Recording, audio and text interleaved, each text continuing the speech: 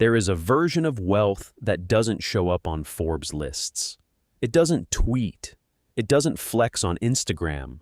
It doesn't even have a recognizable name most of the time, because it was never built to be recognized. It was built to survive. Statistically, 70% of wealthy families lose their fortune by the second generation. 90% lose it by the third. That number has held steady for over a century, across continents, across industries. Economists even gave it a nickname, shirt sleeves to shirt sleeves in 3 generations. Rags to rags in 90 years or less. And yet, a small number of families have broken that curse for 4, 5, sometimes 8 generations. Not by getting lucky with one great investment, not by avoiding risk altogether. They broke it because of how they managed cash, the boring, unglamorous, deliberately unsexy machinery sitting underneath the mansions and the art collections. Today we're opening that machinery up.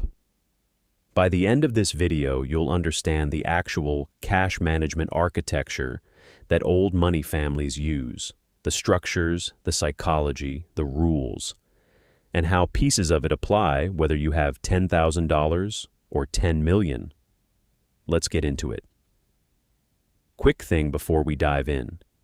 If you're the kind of person who wants to understand how money actually works behind closed doors, not the Instagram version, hit subscribe now.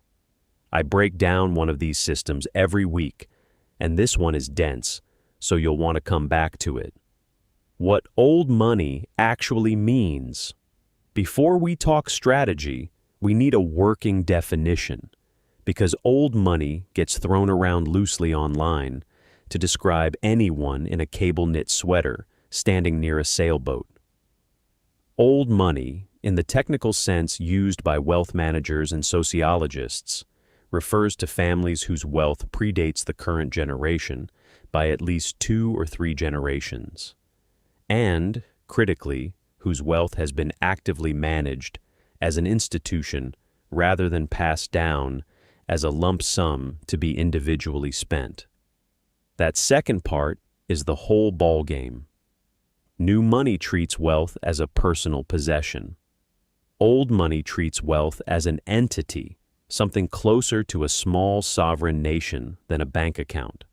It has a constitution, the trust documents, a government, the family office or trustees, citizens, the family members, a treasury, the investment portfolio, and, this is the part most people miss, a deliberate engineered relationship between that treasury and the individual citizen's cash flow.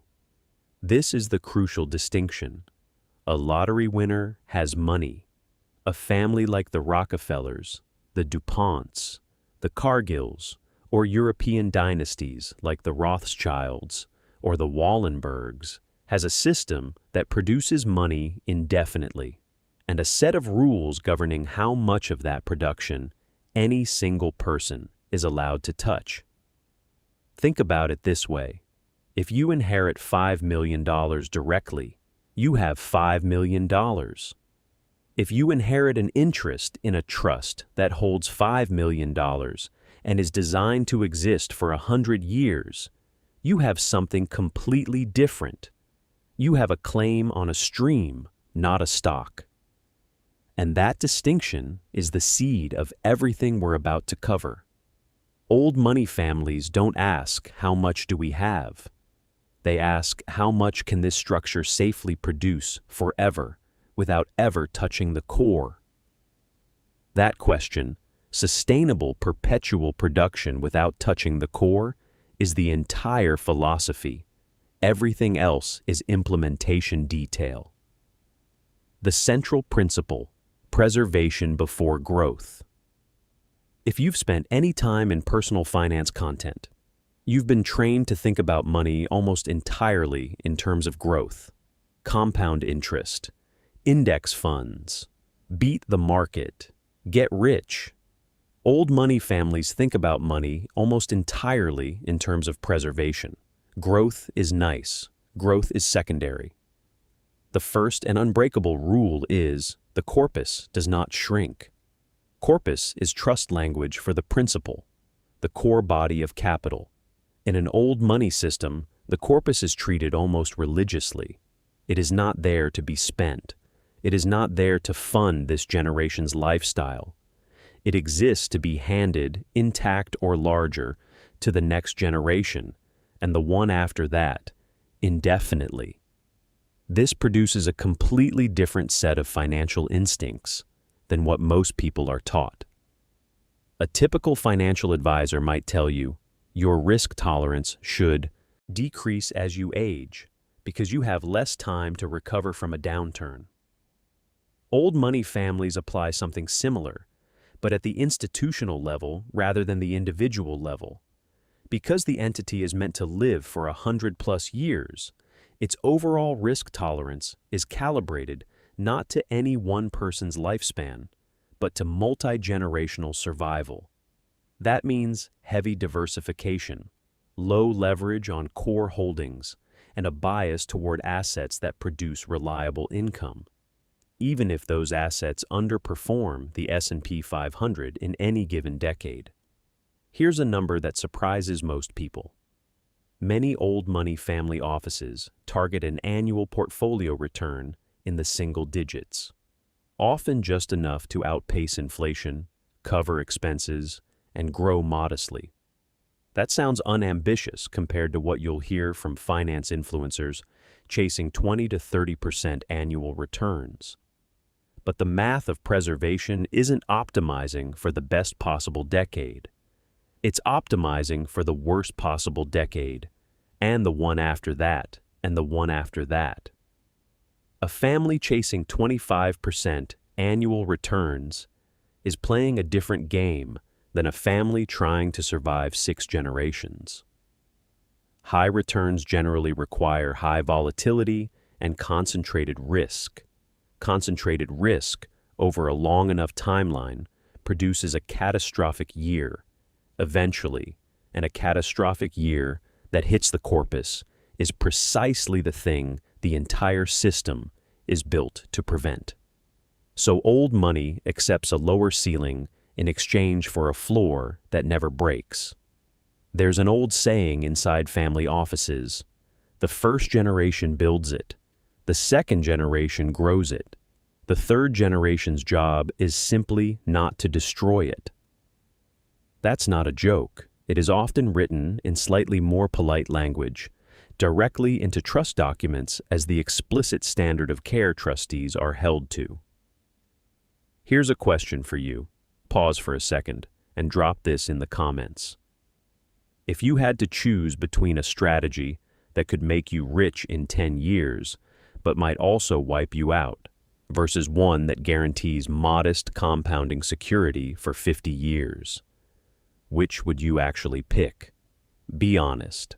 I'll read some of these later in the video. The architecture, trusts, holding companies, and family offices.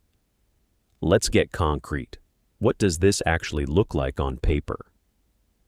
1. The trust. The trust is the foundational legal tool.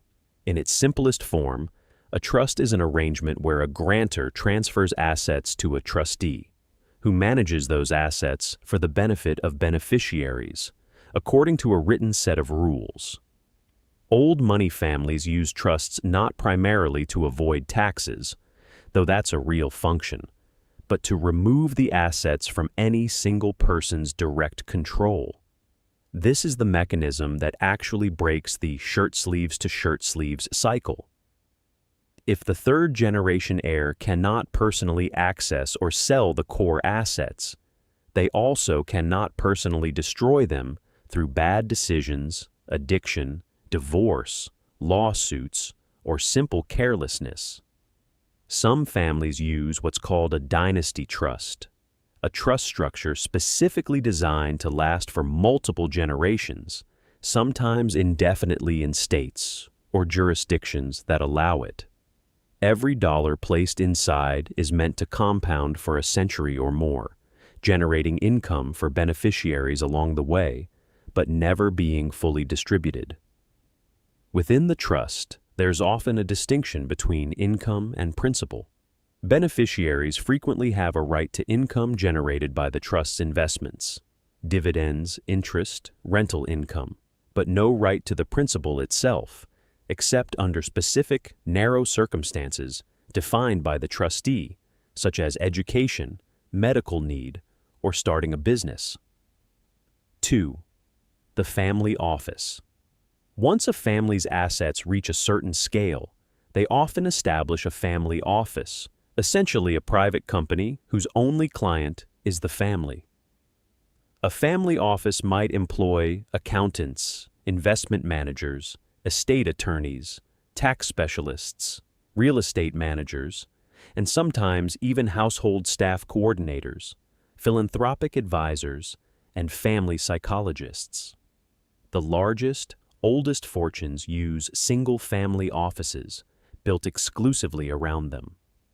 Smaller old money families, those with tens of millions rather than billions, often use multi-family offices, which pool several families' assets to share the cost of this professional infrastructure, while still maintaining separate accounts and separate rules for each family. The family office's core job, in cash management terms, is running what's essentially a miniature central bank for the family. It manages the flow of cash from investments into a controlled pool, and from that pool out to individual family members, according to rules the family has agreed on, rules we'll get into in the next section. 3. Holding companies and investment vehicles.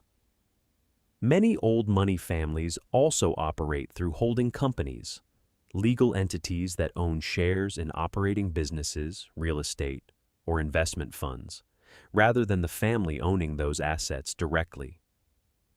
This does a few things. It centralizes decision-making. It provides liability protection. A lawsuit against one asset generally can't reach into the others, and it creates a clean, auditable structure for passing ownership to the next generation without physically dividing up individual properties or business units. Picture it like this. Instead of 5 siblings each owning 1/5 of a farm, a ranch, an apartment building, and a stock portfolio, a messy, conflict-prone arrangement, the family creates a single holding company that owns all 4 assets, and the 5 siblings each own 1/5 of the company.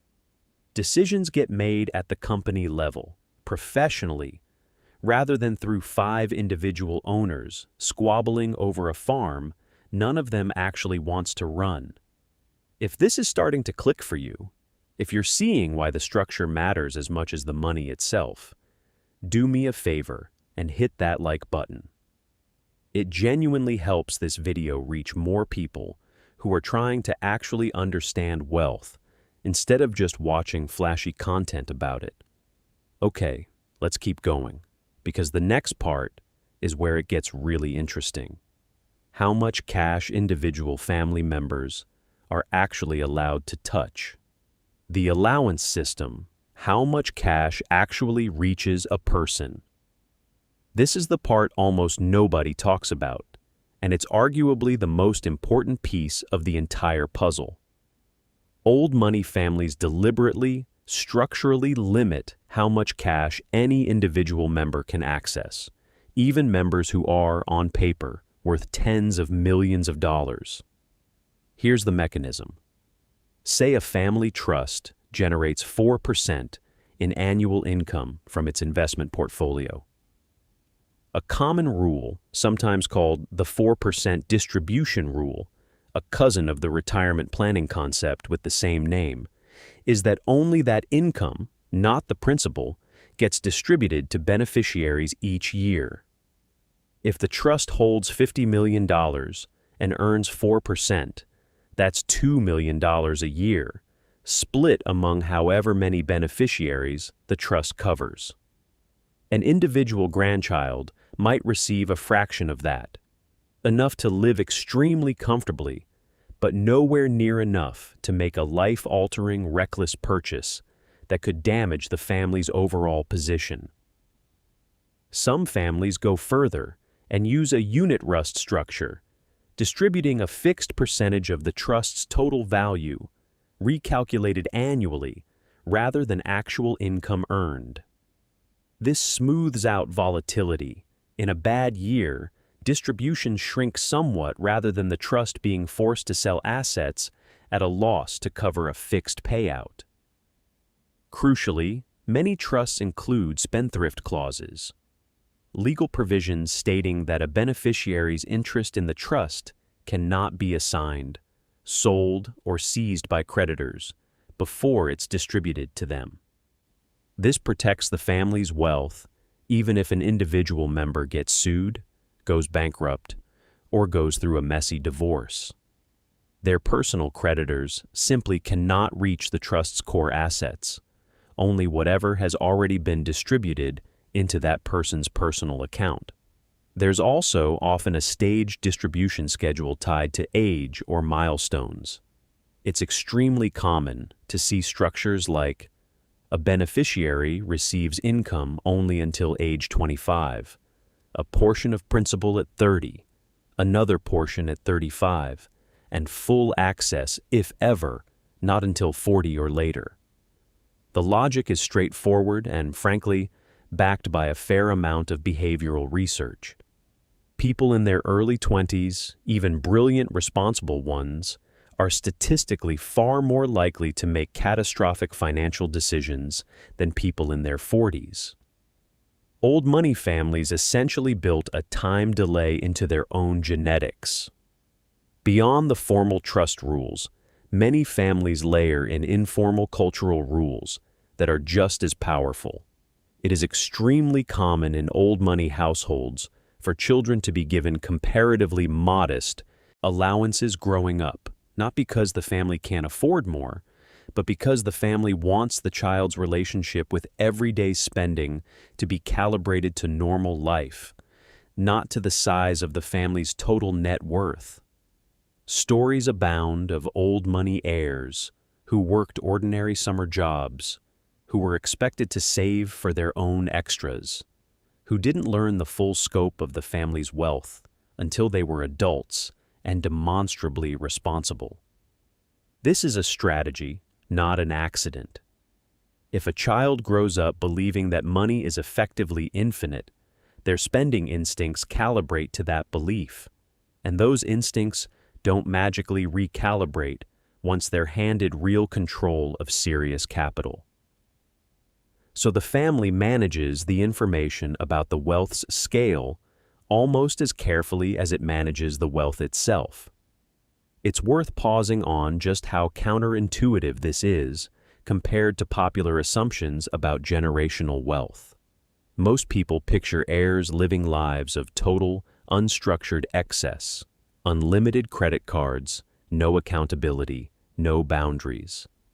In genuinely old money households, the opposite is often closer to the truth. The excess, where it exists, tends to be reserved for the family's collective, long-term projects, the estate, the foundation, the business, rather than for any single individual's discretionary spending.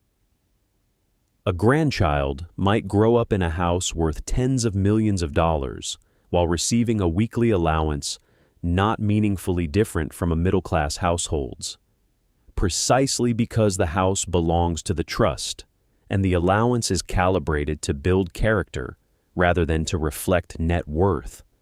The mansion is the family's, the allowance is the lesson. This is exactly the kind of detail that gets lost in most wealth content online.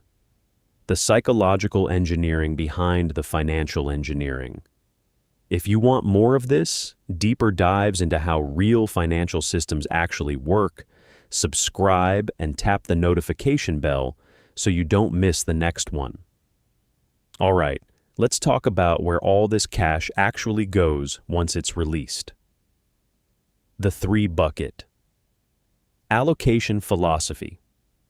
Old money cash management typically organizes wealth into what you can think of as three broad buckets, each with a different job, different risk profile, and different time horizon. Bucket 1, the core, permanent capital.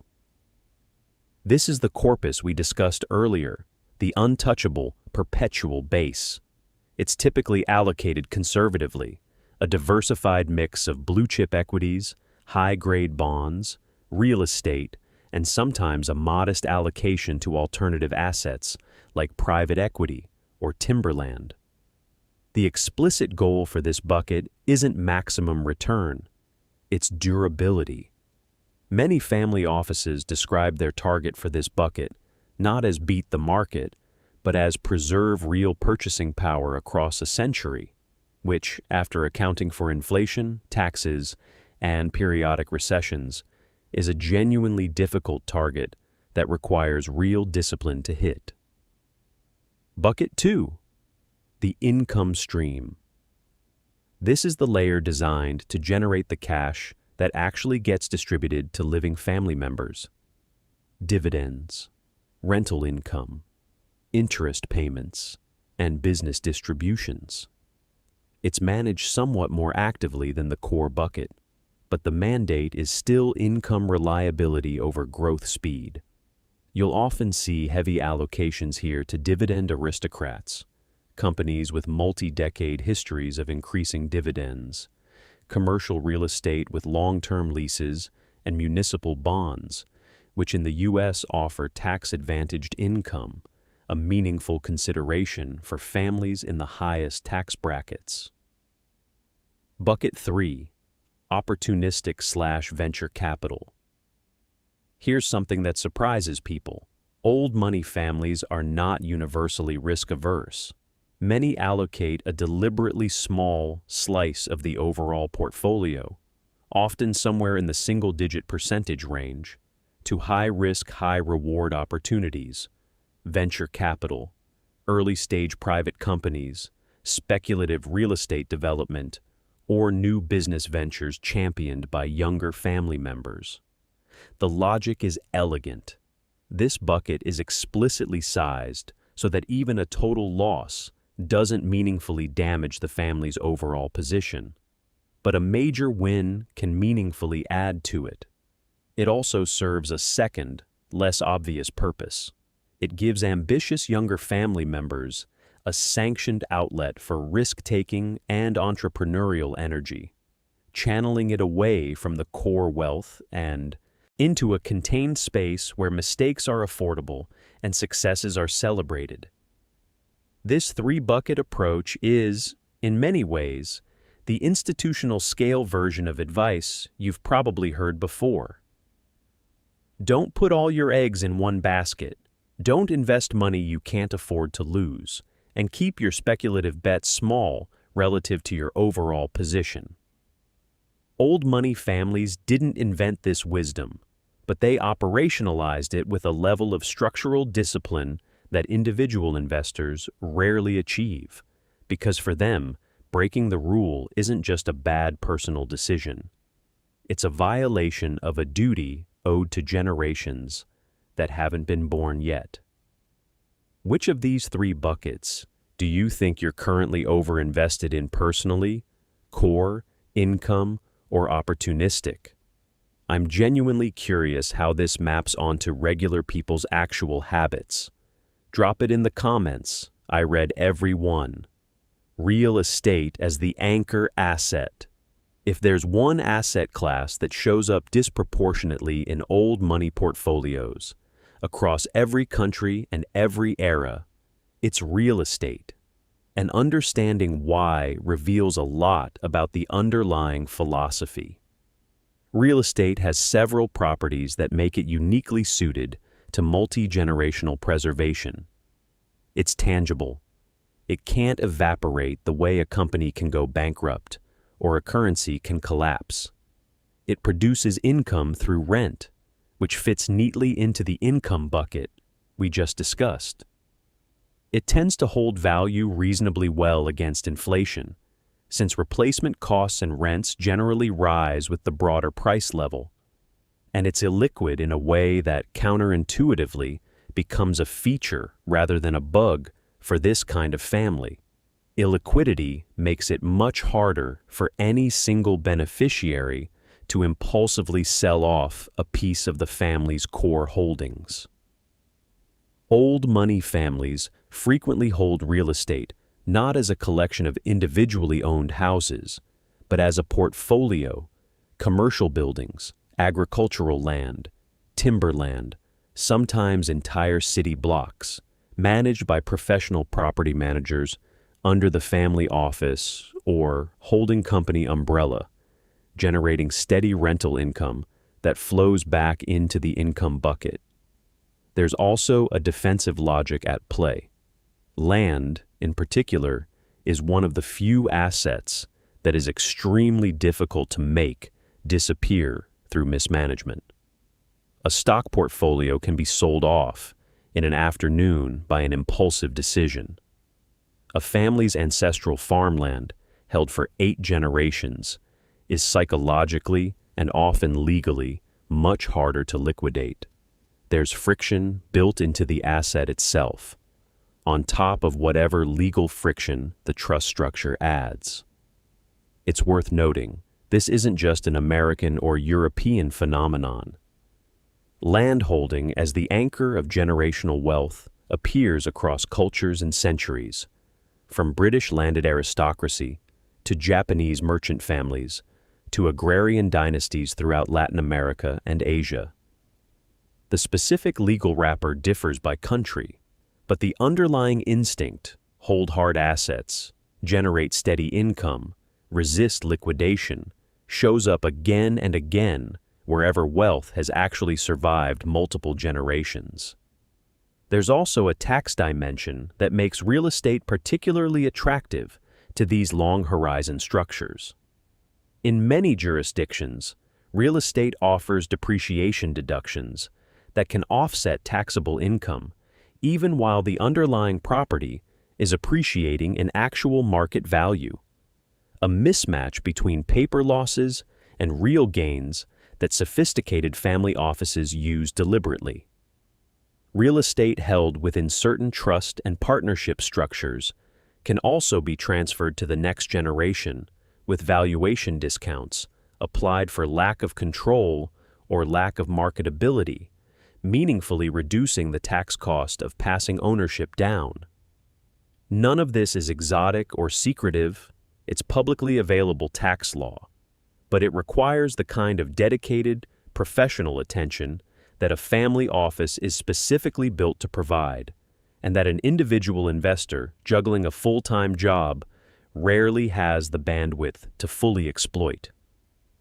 Beyond the numbers, there's a quieter reason real estate persists across old money portfolios, generation after generation. It's an asset people can physically stand on.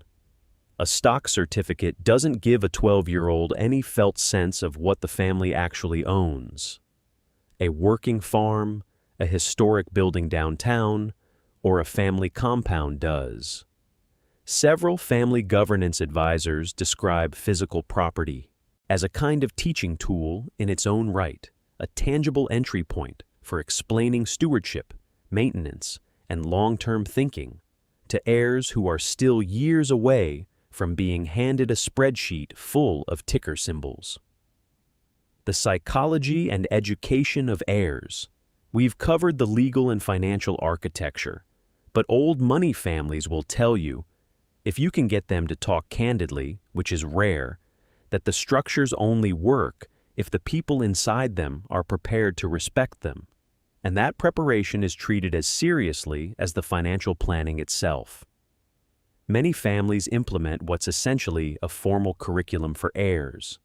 This can include structured financial education, starting in the teenage years, real conversations about the family's investment philosophy, how the trust works, what their eventual responsibilities will be. Some families require heirs to work in an unrelated industry for a period before joining any family business or family office role, specifically so they build a sense of competence and identity independent of the family's wealth.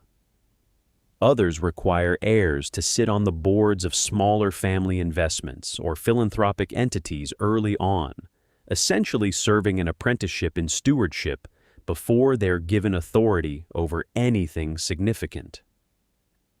There's a recurring theme in how old money families talk about wealth internally, the language of stewardship rather than ownership. A member of the family is taught to see themselves not as someone who owns the wealth, but as someone temporarily responsible for it. A caretaker whose job is to pass it along in at least as good condition as they received it. This reframing does something psychologically powerful.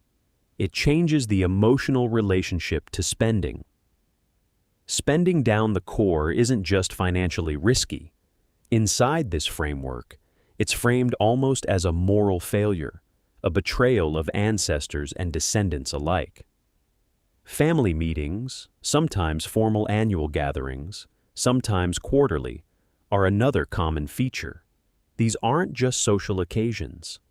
They often include actual reviews of the family's financial position, discussions about upcoming major expenses, philanthropic decisions, and sometimes structured conflict resolution processes, since disagreements between siblings and cousins over money are, unsurprisingly, one of the most common threats to these structures surviving intact.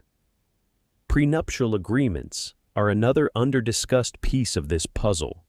In old money families, prenups are frequently treated as simply a standard unemotional part of getting married, not a sign of distrust, but a structural necessity to ensure that assets held in trust for the family remain protected in the event of divorce. It's telling that many family trusts are specifically drafted to be divorce-resistant by design, holding assets in ways that keep them outside the marital estate entirely, regardless of what a prenup does or doesn't say. If you know someone building or managing family wealth, or honestly, anyone who's a parent trying to figure out how to teach their kids healthy money habits, this section alone is worth sending to them. Go ahead and share this video with them now. I'll wait. Philanthropy as a cash management tool. Here's a piece that surprises people who assume philanthropy is purely altruistic. For old money families, structured giving is also a deliberate cash management and wealth preservation tool. And understanding this doesn't make the generosity less real. It just reveals how integrated it is with everything else. Family foundations and donor-advised funds serve several practical functions simultaneously. They provide meaningful tax deductions, reducing the family's overall tax burden in ways that free up more capital to remain invested in the core buckets. They create a legitimate structured outlet for the family's income beyond the core distributions, a way to deploy capital meaningfully without it flowing into an individual's personal spending. And they often serve as another training ground for younger family members who frequently start their formal involvement in family finance by sitting on the foundation's board, learning to evaluate grant proposals, manage a smaller, lower-stakes investment portfolio, and exercise fiduciary judgment before they're given any authority over the family's core wealth. There's also a legacy dimension that's hard to overstate. A family foundation, once established and properly funded, can outlive every person who created it, carrying the family's name and values forward for generations, sometimes centuries, independent of what happens to any individual member's personal finances.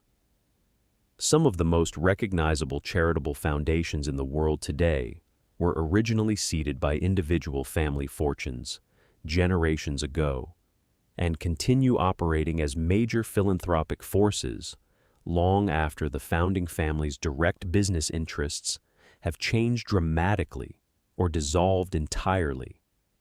In cash flow terms specifically, philanthropic giving also functions as a pressure release valve. Extremely wealthy families generate more income than any reasonable number of people could responsibly spend on personal consumption. Rather than letting that surplus sit idle, get taxed inefficiently, or, worse, get distributed in ways that erode the discipline of younger family members, it gets rerouted into philanthropic capital, doing good in the world while simultaneously reinforcing the family's core values around restraint and stewardship. The modern evolution, how old money is adapting, it would be misleading to present all of this as static or unchanging. Old money families that are still thriving today have had to evolve significantly. Family offices increasingly incorporate alternative assets that didn't exist or weren't accessible a generation ago. Private equity funds, hedge fund allocations, and, more recently, measured exposure to newer asset classes as they mature and develop clearer regulatory and custodial infrastructure. Many family offices have also become considerably more sophisticated about tax strategy across international jurisdictions, since modern old money families are frequently spread across multiple countries. There's also a generational shift in values showing up inside these old structures. Younger heirs are increasingly pushing for impact investing, directing portions of the family's opportunistic bucket toward companies and funds that align with environmental or social goals, alongside financial return. Rather than resisting this outright, many family offices have created formal channels for it, essentially giving the next generation a sanctioned space to express these values without destabilizing the core preservation mandate, echoing the same contained risk-taking logic used for entrepreneurial ventures. Digital privacy and security have also become a much larger part of the picture. Old money families, historically protected by simple discretion and lack of public visibility, now have to actively manage their digital footprint, cybersecurity around family office systems, and protection against increasingly sophisticated fraud and social engineering targeting wealthy families specifically. What hasn't changed, notably, is the core philosophy. Preserve the corpus. Control the flow. Educate before you empower. Structure before you distribute. The tools have modernized. The underlying logic, the thing that actually prevents the 90% failure rate, has remained remarkably consistent for well over a century. Why most fortunes still don't survive. The common failure points. Given everything we've just covered, it's worth pausing to ask an uncomfortable question. If this playbook is so well understood, why does the 90% failure rate still hold up so consistently? Wealth advisors who study this closely point to a handful of recurring failure points, and almost none of them are about bad investments. The single most cited cause isn't market performance at all. It's breakdown in communication and trust between family members. Studies on multi-generational wealth transfer consistently find that a large majority of failures stem from disputes, poor communication, or a lack of shared purpose among heirs, rather than from poor portfolio management or excessive taxation. A trust document can be airtight on paper and still fail in practice if the people governed by it don't trust the trustee, resent a sibling's larger distribution, or were never actually taught why the rules exist in the first place. The second major failure point is unprepared heirs. Not unintelligent heirs, just heirs who were handed authority without ever being walked through the responsibility that comes with it.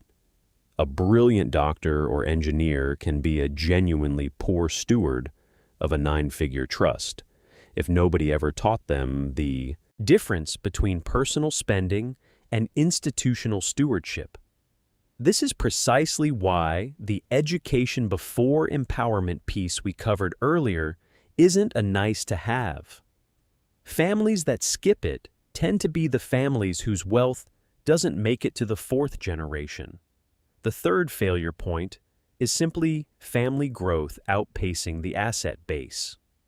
A fortune that comfortably supports 2 children can fracture badly by the time it's supporting 20 grandchildren and 40 great-grandchildren, each expecting a lifestyle proportional to the family name rather than to their actual fractional share. Families that survive long-term tend to explicitly plan for this dilution, reinvesting aggressively enough in the core bucket to keep pace with the family's own population growth, treating headcount, essentially, as another form of inflation the portfolio has to outrun. What regular people can actually borrow from this? You don't need $50 million or a family office to apply the underlying logic here. Let's translate it down. Separate your corpus from your income, even informally. You can build your own version of a trust's discipline simply by mentally, or literally, in separate accounts, dividing your savings into a never-touch long-term bucket and a "this is what I actually spend" bucket, refusing to let good months in the spending bucket bleed into the untouchable one. Build your own 3-bucket system, a core of boring, diversified, low-cost index investments, a modest income-generating layer, a small, strictly capped percentage, many financial planners suggest somewhere around 5 to 10%, allocated to higher-risk bets you're genuinely willing to lose entirely, whether that's individual stocks, a small business idea, or something more speculative. Delay full access to windfalls. If you receive a large inheritance, bonus, or settlement, consider deliberately structuring your own access to it. For instance, keeping the bulk of it in a less liquid, harder-to-touch account for a mandatory cooling-off period, rather than letting the entire sum sit somewhere you could spend it on impulse next week. Treat major financial decisions as family decisions, not individual ones, if you have a partner or family depending on the outcome. Old money's family meeting concept scales down surprisingly well to a monthly household budget conversation. Separate your children's daily experience of money from your actual net worth, whatever that net worth is. The instinct to calibrate spending habits to normal, ordinary life, rather than to your current bank balance, is one of the more transferable lessons here, and it costs nothing to implement. None of this requires generational wealth. It requires the willingness to impose structure on yourself before a crisis forces it on you, which frankly is the entire secret old money families figured out, and regular financial advice rarely emphasizes enough. If even one of those 5 points is something you want to actually implement, don't just nod along and close the tab. Write down which one, right now, in the comments. Public commitment is genuinely one of the most effective behavior change tools there is, and I want to see what you're taking from this. And if you found this valuable, subscribe, because next week I'm breaking down exactly how family offices structure their investment portfolios, asset by asset, the actual percentages, the actual instruments. You won't want to miss it. The families who've held on to wealth for a century or more didn't do it because they were smarter investors than everyone else, or luckier, or more talented at picking stocks. In most cases, they weren't. What they did was build a system that didn't depend on any single person's discipline, brilliance, or good judgment in any given year. A system that assumed people would make mistakes, get divorced, go through reckless phases, disagree with each other, and protected the wealth from all of it anyway. That's the actual lesson buried under all the mansions and the trust funds and the old family names. It was never really about the money. It was about the structure around the money, built patiently, generation after generation, by people who understood something most of us only learn the hard way, that money doesn't stay in a family. Systems do. Thanks for watching. I'll see you in the next one.